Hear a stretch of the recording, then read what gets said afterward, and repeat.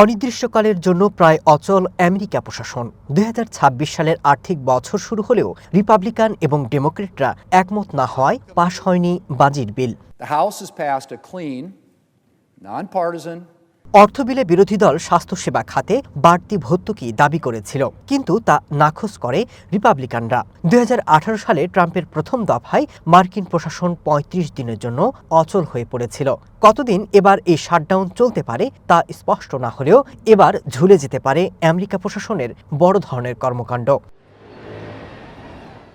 এর আগে প্রতিবারই শাটডাউনের সময় শত শত সরকারি কর্মী সাময়িক ছুটিতে গিয়েছিলেন এবং পরে কাজে যোগ দিয়ে বকেয়া বেতন পেয়েছিলেন। কিন্তু এবার ট্রাম্প হুঁশিয়ারি দিয়েছেন, এর সুযোগে তিনি অনেককে স্থায়ীভাবে চাকরিচ্যুত করবেন। তার দাবি তারা সবাই ডেমোক্র্যাট।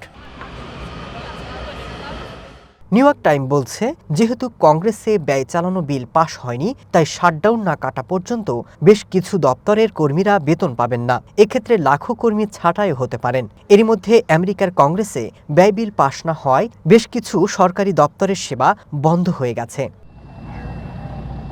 বিশ্লেষকরা বলছেন, সাময়িকভাবে এর প্রভাব না পড়লেও অনেক ফেডারেল কর্মীর বেতন আটকে থাকবে। বিমান পরিবহন ধীরগতিতে চলবে, বৈজ্ঞানিক গবেষণা বন্ধ হবে, সেনাদের বেতনও বন্ধ হতে পারে এবং দৈনিক $400 মিলিয়ন ক্ষতির মুখে 7,50,000 সরকারি কর্মী ছাঁটাইয়ের মুখে পড়তে পারেন।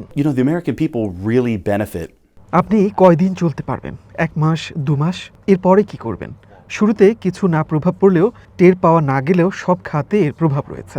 ডলারের দাম কমছে। যখন এমন সিদ্ধান্ত নেবেন, তখন সব পরিষেবা হুমকিতে। Federal employees make 25% less.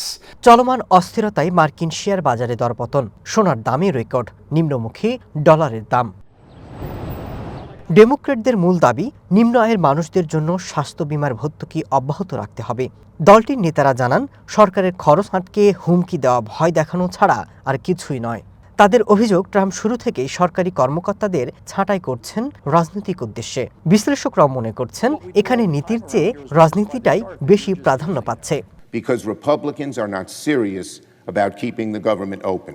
Masud Rana, one international desk.